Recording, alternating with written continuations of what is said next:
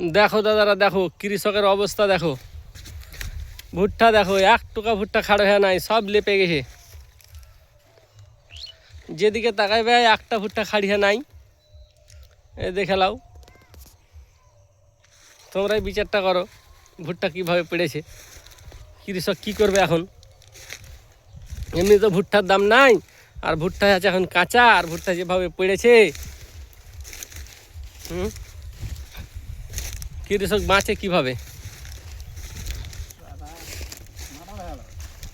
সব murder hello, আসলে murder hello. এভাবে যদি ভুট্টা পেড়ে যায়, ফলন তো এমনি কমে যাবে, তারপরে ফের দামও নাই। হ্যাঁ, দাম নাই তো এভাবে পড়ে ভুট্টা পড়ে সব বরবাদ হয়ে গেছে।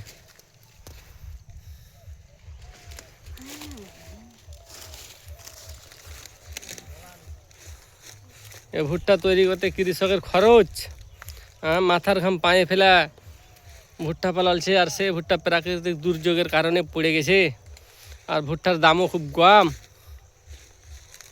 কৃষক কীভাবে এগুলো কী করে, সহ্য করবে কীভাবে?